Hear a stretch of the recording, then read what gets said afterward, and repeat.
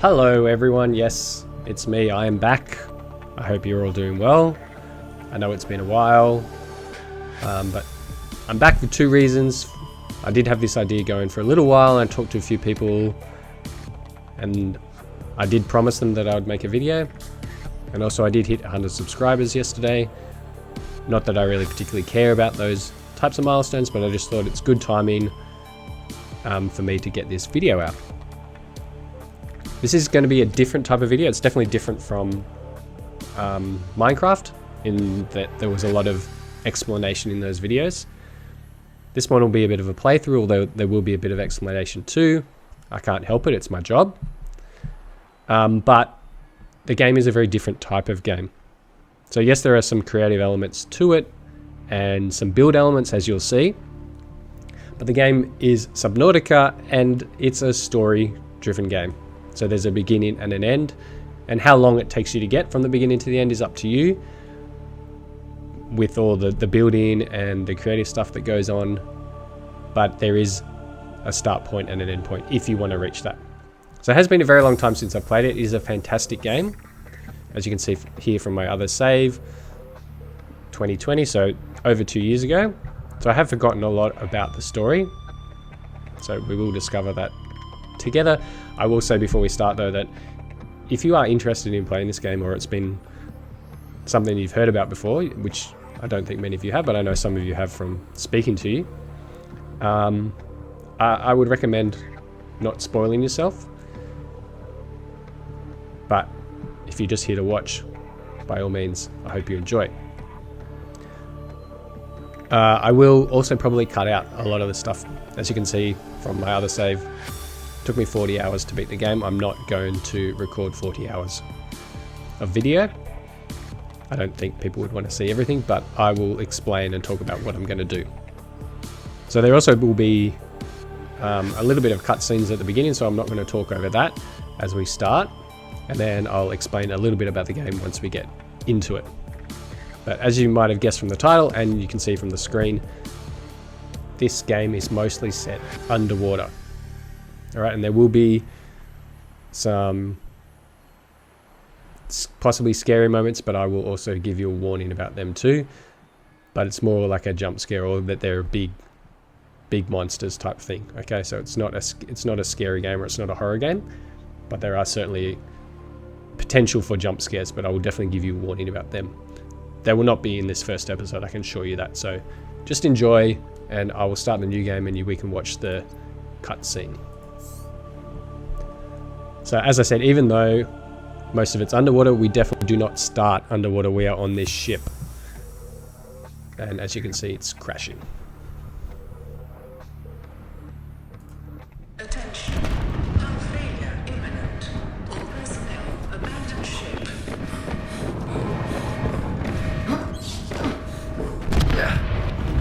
Launch in 3, 2, 1.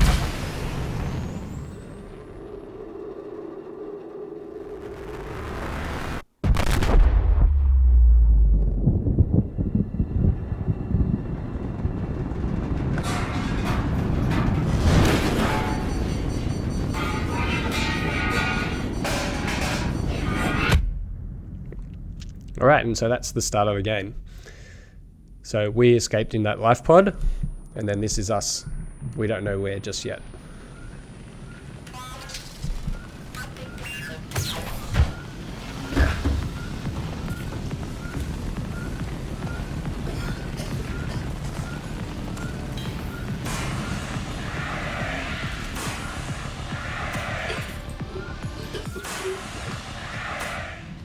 Alright, so that's our first job done.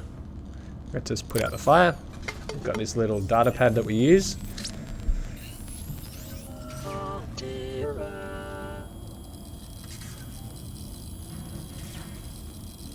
You have suffered. Keeps all our records for us. This is considered an optimal outcome. This PDA has now rebooted in emergency mode with one directive: to keep you alive on an alien world. Please refer to the databank for detailed survival advice. Good luck. Alright, so you'll see me opening and closing this a lot on the game. You can see opening up the PDA, it's got all these things. This is my inventory. This is what I'm have currently equipped, which you can see is nothing. Blueprints are things that I can create, and this is where it becomes a lot like Minecraft, is that there's a lot of building and crafting, but I need to find the blueprints for a lot of the advanced stuff too. I can set out beacons, which will show me where certain things are. So at the moment I'm in the life pod and it's the only beacon I've got. Photos if I wanted to take screenshots. Everything that we just heard, so that we just heard about the PDA, I can listen to again. And then all of the little things that I discover are in here, which if I want to read about them as well. So very in-depth and a lot of detail that comes along with it. So I can go up here, as you can see there's the sky. I can also go out this way, which will take me straight into the sea or the ocean. But I'll go up this way first, because it will give you a little bit of a cutscene.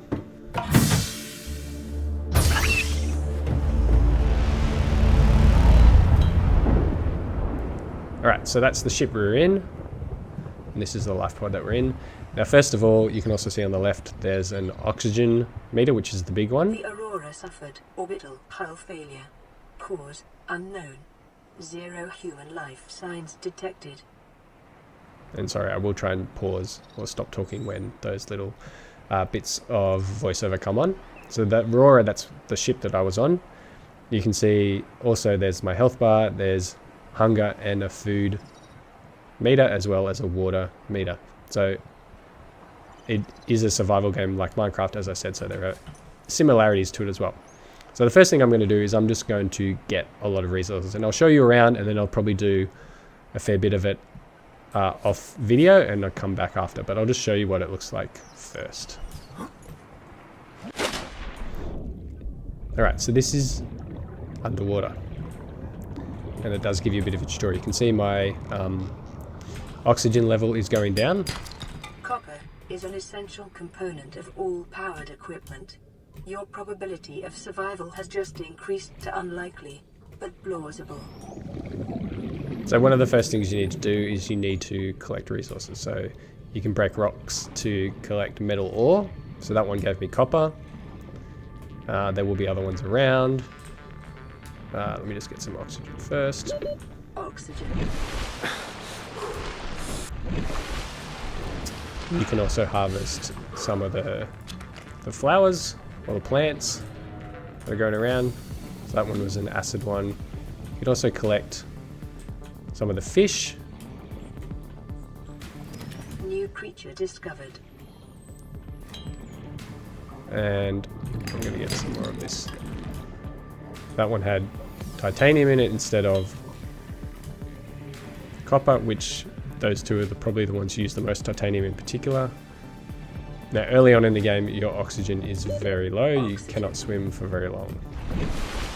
But if we look at the PDA and go to blueprints, one of the things will be an O2 tank. So you can see it says I need 3 titanium and I have 1 at the moment. So I'm going to just go and see if I can find some more. And as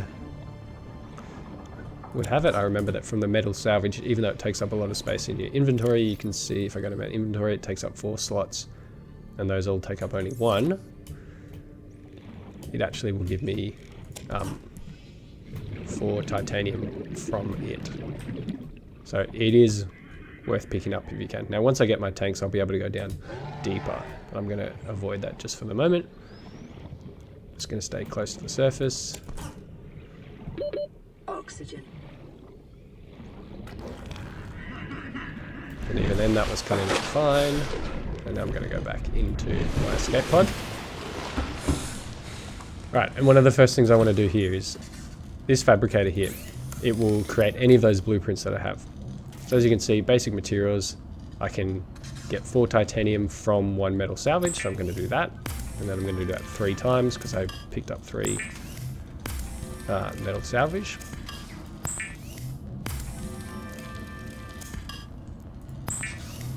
And I'm going to make a titanium ingot out of it. That takes up 10, which I will use later. But you can go through and you can see all these things. You can make silicon, glass, bleach, copper wire, batteries, computer chips, and this list will expand as I discover blueprints. This is also where I will cook food, so that fish that I picked up that's in my hand, I can cook it. I'm going to my inventory. Now my equipment that I wanted to create the standard oxygen tank, but you can see I can also make fins, which I want to do that in just a second as well, and all these other things.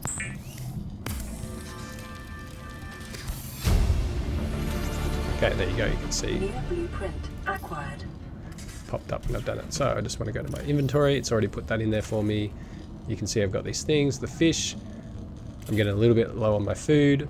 It will give me plus 21 food, and it will also give me a little bit of water back, but I can also salt them to make them last longer. You can see it just dropped. So unlike Minecraft, it doesn't give you the same value. It actually starts to deteriorate, so you actually have to use it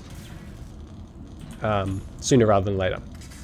So you can see there's a couple of other things in my little life pod here as well that I actually need to fix. This radio I need a repair tool, and this secondary system I also need, which will turn the lights back on, and other things. There is a small storage container here which starts off with a couple of things. I'd forgotten about this. Bit of food in here and a bit of water in here too. So I'm just going to leave them there for now. I'm going to leave my fire extinguisher too. I won't need them. So I'll just go exploring a little bit more, and then I'll probably do a little bit off camera and come back after that. But let's go. And there's also a cutscene the first time I go this way too. I'd forgotten about that as well. Alright, I'm going to collect a little bit of these mushrooms because they will be used for batteries, which I need for all of my tools. But what I'm mostly going to try and do now is get titanium and copper. So I want to try and find a cave system, and I might just get some air before I do that, because that's mostly where a lot of rocks are found. Now this is also a little warning, because I do definitely remember that. Oh yeah, there it is.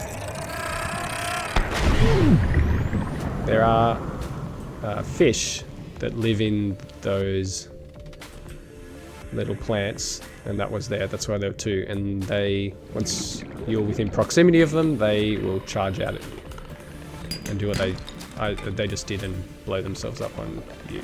And they do cause you damage. And when I get fins or the sea glider, which is a tool that you've got, you'll actually be able to outrun them. But until then, you're just going to have to take the damage. Alright, so I'm just going to collect a few of these. There's also some quartz, I remember that. 30 seconds. Yeah. Oh, I can hear one. I must have triggered another one. I'm going to get blown up again. Oh no, I went faster than that one.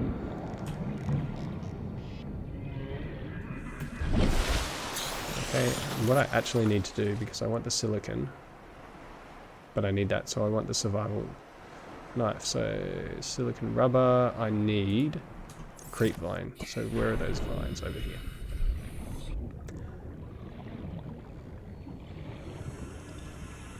So there is also like a day-night cycle. So you can see it's turned into nighttime. One of the first things I'll also do is get a flashlight to help me be able to see, particularly once I go deeper too. Okay, these take up a huge amount of space as well. In my inventory you can see they also take up 4 slots, but I'm going to grab a bunch of them while I'm here. Life on this planet grows in unusually distinct and diverse ecological biomes. Further study recommended. Now at the starting off point, I don't want to get too far away from my life pod.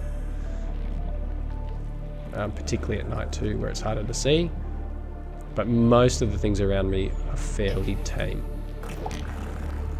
These things can poison you, but if you give them distance, they'll be fine. Oxygen. Detecting increased local radiation levels. Trend is consistent with damage to the Aurora's drive core, sustained during planet fall. Alright, I'm going to use those plants that I just picked up to make some rubber. May as well use it all. Let's see, I can do glass with the quartz that I picked up. I can do lubricant. couple other things that I can't quite do yet. Electronics, you can see I can do a battery now with the acid mushrooms and the copper. Cured food is if I had salt, I could turn them into salt, as I said, which will make them last longer, but that will dehydrate you. I can do fins, right, which I will do in a second, and I can also do a knife. Weapons were removed from standard survival blueprints following the massacre on Abraxas Prime. The knife remains the only exception. The fabricator draws from available data to provide environment-appropriate equipment using locally available materials. For your safety, this setting cannot be overridden.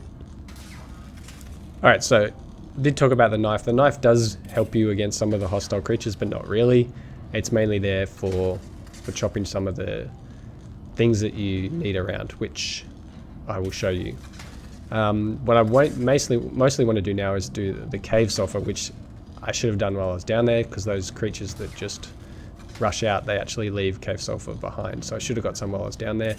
And I'm going to make this repair tool so I can fix up this, which will be the first aid thing. Will give me a first aid kit, which I can use to heal myself, and then the radio, which will tell me the location of other life pods, which I can go out. Oh, sorry, the metal things here. Oh yeah, sorry, this is, I already talked about this one. This is for the computer and the lights and things like that. Alright, so I'm going to go, if I can find my way in the dark, back down into the caves. Actually, I'll just show you the knife. So for example, there are some things on here which you need to chop to get to. So for example, that table coral.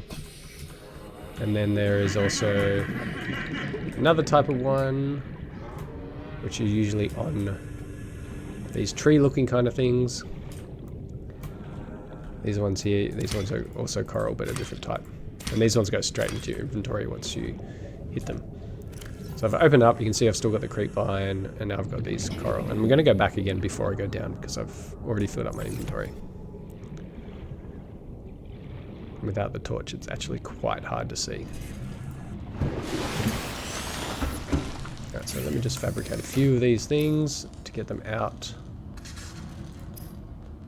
Actually, I'll just put them in the storage until I come back. I might take one water and one food just in case.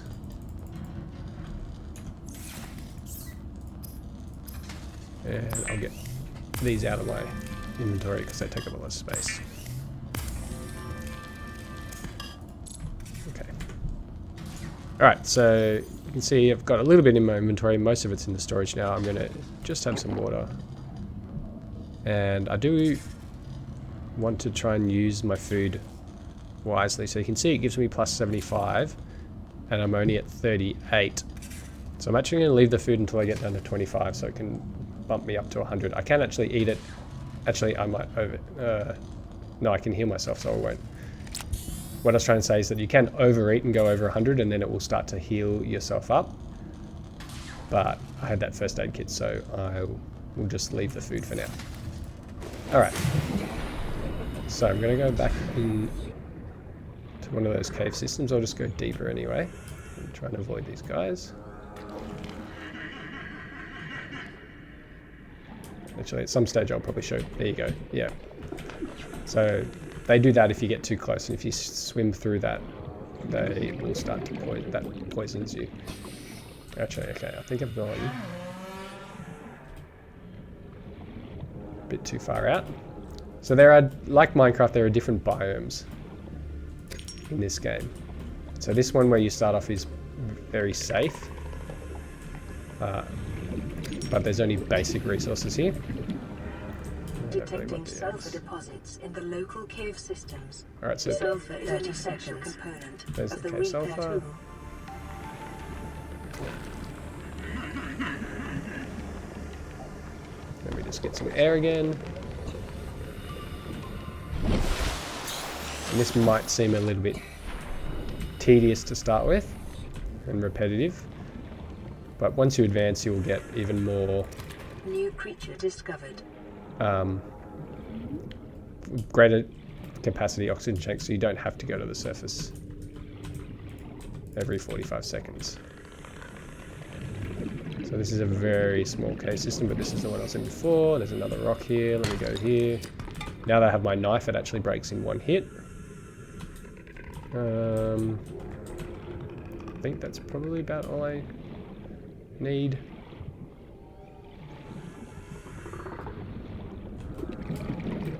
Let me just double check. Blueprint for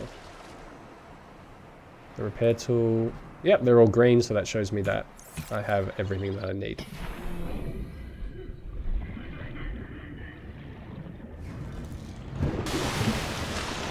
Alright, so I'm going to go ahead and I probably need a battery too, but I can wait until I make the repair kit first, the repair tool, sorry. Alright, I think it might actually come with the battery, I forget. Oh yeah, see it says 100% power down the bottom. You can see just above where it is, it says 100% power. So I'm just going to right click on this, going to hold it down until it reaches 100%. LifePod secondary systems online. Running full environment diagnostic and outputting results to databank. Alright, so a lot of the information that pops up will be through these entries in here. I will probably avoid reading a lot of them, but if they're important to the story, we'll come back to them. So you'll see, gives you a little notification. So these are all the things that have popped up so far, which we've heard. And then the blueprints, as I said, when you discover new things, they will show up here. So since I've discovered a few things now, shows me that some things are available. The Sea Glide will make me be able to move around much faster than I can at the moment. Also comes with a light, which is very helpful. And this mobile vehicle bay is also something I want to keep an eye out for, because it will make me be able to build much bigger ships and things. Now, the other reason why I was saying that this is kind of like Minecraft is because there is a base building element to it. So you can actually make an underground base and you're not stuck in this life pod the whole time. So there's parts to make the base, hatches, windows, doors, solar panel for power, right? And then you can make all of these things once you have a base. So you can make your own fabricator and radio and so on. And you'll discover more things as the game goes on. Now, the reason why I showed you that is because I think as soon as I repair the radio, we're actually going to get a message which will push the story on just a little bit. As you can see, yeah. So the way that this story progresses is that you'll often get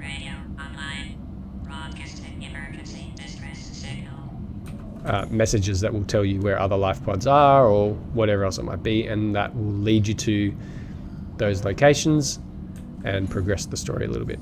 I'm also just going to cook up the food before it goes too bad. The fabricator cooks small organisms while disposing of the skeletal structure, bodily fluids, and internal organs, thus rendering them safe for human consumption. Alright, so I'm going to listen to the message and then I'll probably cut this video off there, do a little bit of resource gathering off camera, and then maybe come back for another episode and go and investigate this life pod, which I think is what this first message is, but we'll see. This is Aurora. Distress signal received. Rescue operation will be dispatched to your location in 9 hours. Continue to monitor for emergency transmissions from other life pods.